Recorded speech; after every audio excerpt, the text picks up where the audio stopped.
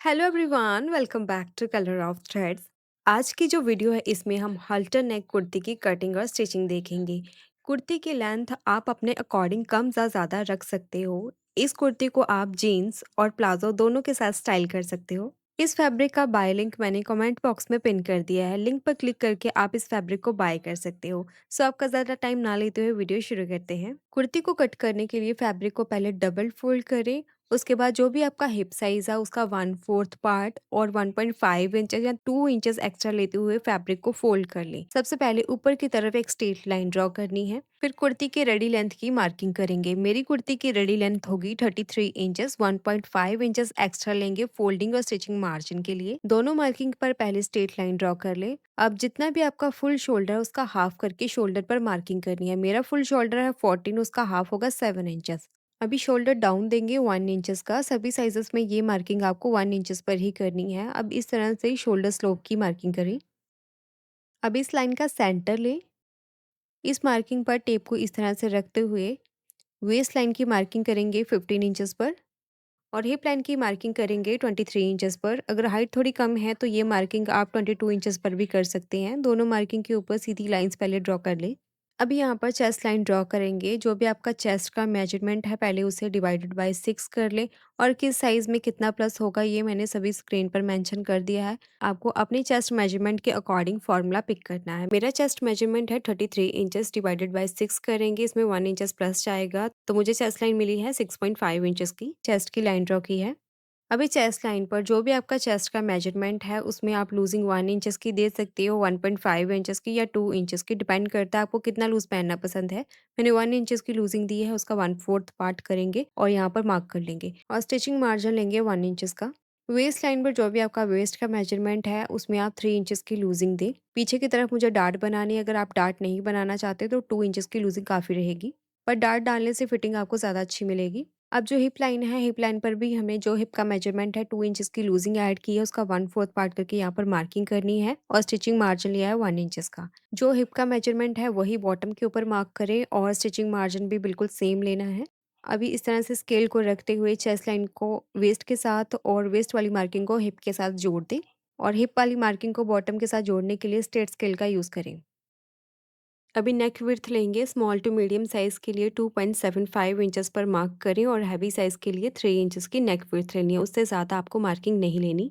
अभी नेक डेप्थ की मार्किंग करनी है। स्मॉल टू मीडियम साइज़ के लिए 3 इंचेस पर नेक डेप्थ लें और हैवी साइज़ है तो आप 3.25 इंचेस पर नेक की डेप्थ लेनी है, उससे ज़्यादा आपको नेक डेप्थ नहीं लेनी। इस मार्किंग पर इस तरह से एक बॉक्स बना दें और यहाँ पर राउंड नेक ड्रॉ कर दें। अभी बैक नेक डेप्थ लेंगे। स्मॉल टू मीडियम साइज़ के लिए 0.75 इंचेस पर मार्किंग करें और अगर हैवी साइज़ है तो 1 इंचेस की डेप्थ लेनी है, उससे ज़्यादा आपको मार्किंग नहीं करनी और बैक नेक पर राउंड शेप दे दें। अभी हमें रेडी शोल्डर की मार्किंग करनी है तो मुझे रेडी शोल्डर चाहिए 1.5 इंचेस का। जितना भी आपको रेडी शोल्डर चाहिए उसमें हाफ इंचेस प्लस करना है, जो कि आर्म होल वाली साइड से स्टिचिंग में जाएगा। रेडी शोल्डर आप हाफ इंचेस से लेकर 2 इंचेस तक रख सकते हो। 2 इंचेस से ज़्यादा शोल्डर मत लेना, उससे कुर्ती की लुक ज़्यादा अच्छी नहीं आएगी। अभी जो हमने शोल्डर मार्किंग की है यहाँ पर रखेंगे ऐसे फ्रेंच कर्व स्केल को और आर्म होल ड्रॉ कर देंगे। तो हो गई हमारी हल्टर नेक कुर्ती की मार्किंग कंप्लीट। अभी पहले बैक नेक के ऊपर कुर्ती को कट करेंगे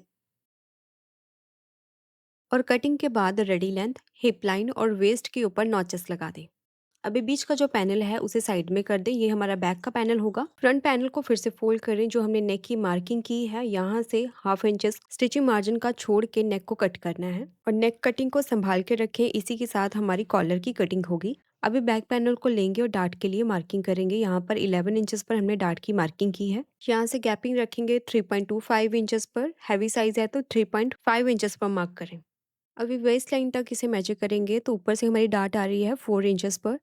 अभी सेम डार्ट आप नीचे से भी ले सकते हो, पर आपकी जो हिप लाइन है, हिप लाइन से 2 इंच एटलीस्ट ऊपर की तरफ आपकी डार्ट रहनी चाहिए। अभी यहाँ पर स्ट्रेट लाइन ड्रॉ करें और इस स्ट्रेट लाइन के सेंटर में दोनों साइड पर 0.25 इंचेस पर मार्किंग करें और यहाँ पर प्रॉपर डार्ट की मार्किंग कर लें। फोल्डिंग के दूसरी तरफ भी डार्ट की प्रॉपर से मार्किंग कर लेनी है। अभी सबसे पहले हम डार्ट को रेडी कर लेंगे। डार्ट बनाने के लिए फैब्रिक को ऐसे फोल्ड करें, जो आपको मार्किंग दिखेंगी मार्किंग को फॉलो करते हुए डार्ट बना लेंगे। इसके बाद हमें बैक पैनल के ऊपर सेंटर कट रेडी करना है, जिसके लिए बैक पैनल के ऊपर सेंटर मार्किंग करें। अभी कट के लिए मार्किंग करनी है 5 इंचेस पर कई बार क्या होता है किसी का हेड राउंड थोड़ा-सा ज़्यादा रहता है तो 5 इंचेस का कट आपके लिए छोटा हो सकता है, मतलब थोड़ा-सा आपको टाइट लग सकता है। तो आप ये मार्किंग 6 इंचेस या 6.5 इंचेस पर भी कर सकते हो। अभी सेंटर मार्किंग के दोनों साइड पर 2 लाइन्स जितना मार्जिन लेते हुए इस पर स्टिच करना है। अभी जैसे मैंने इस पर मार्किंग की है उसी को फॉलो करते हुए हम स्टिच करेंगे। स्टिच करने के लिए 3 इंचेस की विड्थ में एक्स्ट्रा फैब्रिक पट्टी लेनी है जिसे मार्किंग के नीचे ऐसे सेट कर लेंगे। सबसे पहले सेंटर में एक रफ स्टिच लगा लें ताकि यहाँ पर फैब्रिक सिक्योर हो जाए। अभी जो हमने मार्किंग की है मार्किंग को फॉलो करते हुए उस पर स्टिच करना है। देखिए इस तरह से आपको स्टिच लगाना है। ऊपर से हमने ज़्यादा मार्जिन लिया और नीचे से बिल्कुल मार्जिन को कम करते हुए जाएंगे। स्टिच लगने के बाद सेंटर में से कट करें और जो फैब्रिक पट्टी है उसे इस तरह से पलट के ऊपर की तरफ टॉप स्टिच लगा दें। अभी जो हमने कट के साथ फ़ोल्डिंग किया है फैब्रिक वहाँ पर आप तुरपाई भी कर सकते हो या फिर स्टिच भी लगा सकते हो। अभी बैक पैनल के ऊपर फ्रंट वाले पैनल को रखेंगे और यहाँ से हाफ इंच जितना शोल्डर मार्जिन लेते हुए शोल्डर को स्टिच कर दें। शोल्डर स्टिच होने के बाद कुर्ते को ऐसे फ़ोल्ड करते हुए रख दें। यहाँ पर सिर्फ हमें फ़ोल्ड करना है, मेजरमेंट लेने की ज़रूरत नहीं पड़ेगी। अभी कॉलर कट करने के लिए फ्यूजिंग पेपर यूज़ करेंगे, आप बुकरम का यूज़ भी कर सकते हो। फ्यूजिंग को डबल फोल्ड करें, सबसे पहले इस पर स्ट्रेट लाइन ड्रॉ करनी है, फिर एक मार्जिन लाइन ड्रॉ करनी है 1 इंचेस के गैप पर। अगर आप पीछे हुक लगाना चाहते हो ये मार्किंग आपको 1.5 इंचेस पर करनी है। अब फ्रंट की नेक कटिंग को इसके ऊपर रखेंगे और जो हमारी विड्थ है उसे मार्क कर लेंगे। अभी विड्थ मार्किंग के ऊपर ऐसे स्ट्रेट लाइन ड्रॉ करें। अभी जो कुर्ती हमने फ़ोल्ड करके रखी थी उसे लेंगे। इस लाइन के ऊपर बैक नेक को ऐसे सेट करें और जितना भी बैक नेक आ रहा है यहाँ पर मार्किंग करें। अभी इसी मार्किंग के बराबर आपको नेक की कटिंग को सेट करना है और इसके साथ-साथ जो भी गुलाई है उसे मार्क करें। अभी कॉलर की विड्थ मार्क करेंगे तो मैंने कॉलर की विड्थ रखी है 1 इंचेस से 1 लाइन कम।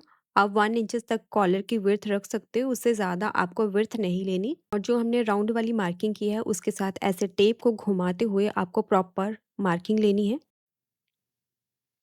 अब इस मार्किंग को फॉलो करते हुए कॉलर को कट करें।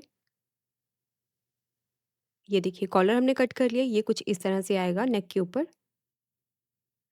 अब इस कॉलर को एक्स्ट्रा फैब्रिक के ऊपर पेस्ट करेंगे। कॉलर रेडी करने के लिए 2 फैब्रिक पीसेस लेने हैं। एक फैब्रिक पीस लें, इसके ऊपर कॉलर को आयरन करके फिक्स कर लेंगे।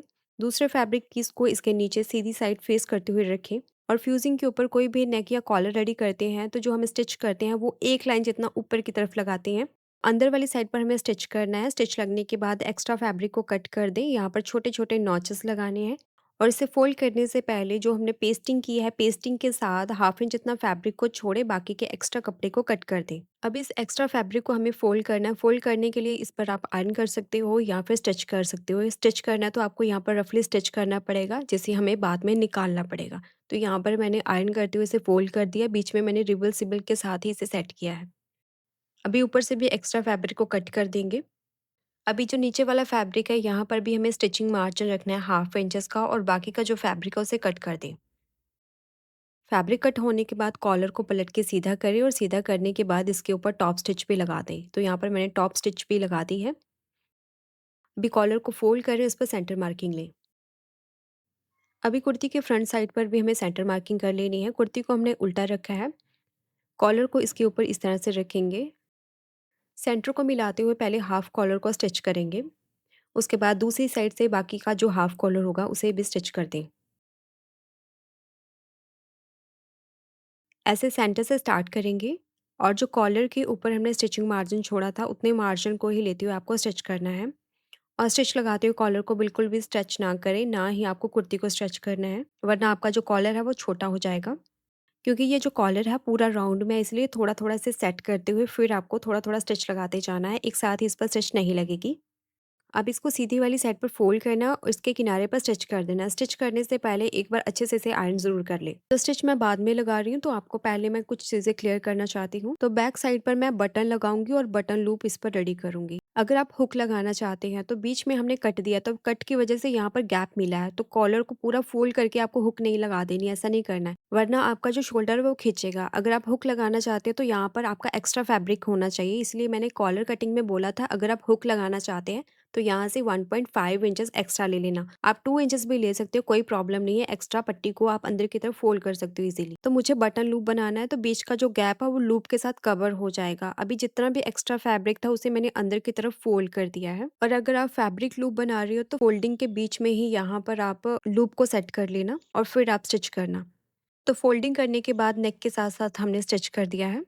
अभी शोल्डर फोल्डिंग के लिए 1.5 इंचेस की विड्थ में मैंने उरे फैब्रिक पट्टी कट की है, जिसे डबल फोल्ड करते मैंने आयरन कर लिया है। अब इसे सीधी वाली साइड पर रखेंगे और यहाँ से हाफ इंच जितना मार्जिन लेते हुए स्टिच कर देंगे। स्टिच लगने के बाद पट्टी को अंदर की तरफ फोल्ड करके यहाँ पर स्टिच कर दें। शोल्डर फोल्डिंग होने के बाद इस पर हमें साइड फिटिंग देनी है। साइड फिटिंग होने के बाद बॉटम से हमें फोल्ड कर देना है। यहाँ पर बॉटम फोल्डिंग होने के साथ ही स्लिट को भी फोल्ड कर देंगे। यहाँ पर मैं तुरपाई करूँगी या फिर आप स्टिच भी लगा सकते हो। इसके बाद बैक वाली साइड पर मैंने बटन लगाया है, जो कि मैंने फैब्रिक के साथ रेडी कर लिया है। तो यहाँ पर अब मैं बटन लूप बनाऊंगी। लूप मैं थ्रेड के साथ ही बना रही हूँ। अभी लूप का साइज़ इतना होना चाहिए ताकि जो बीच का जो गैप है जो हमारा स्टिचिंग में गया वो कवर हो जाए और शोल्डर बिल्कुल भी खिंचे ना। तो एक बार नीडल क्रॉस करने के बाद साइज़ को चेक कर लेते हैं, तो ये साइज़ बिल्कुल परफेक्ट है। अभी सेम प्रोसेस को 5-6 बार रिपीट करेंगे ताकि थिक लूप यहाँ पर बने। अभी लूप को इस तरह से नॉट लगाते हुए कवर करेंगे।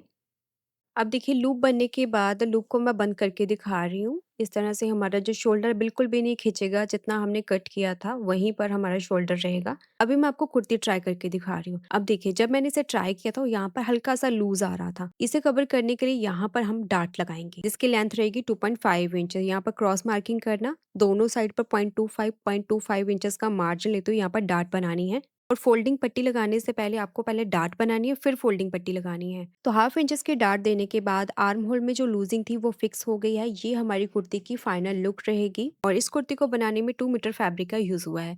सो आज के लिए फ्रेंड्स बस इतना ही। ये वीडियो आपको कैसी लगी लाइक और कमेंट करके जरूर बताएं और ऐसी और वीडियोस के लिए चैनल को सब्सक्राइब जरूर कर लें। सो मिलते हैं नेक्स्ट वीडियो में किसी नए टॉपिक के साथ। तब तक के लिए बाय।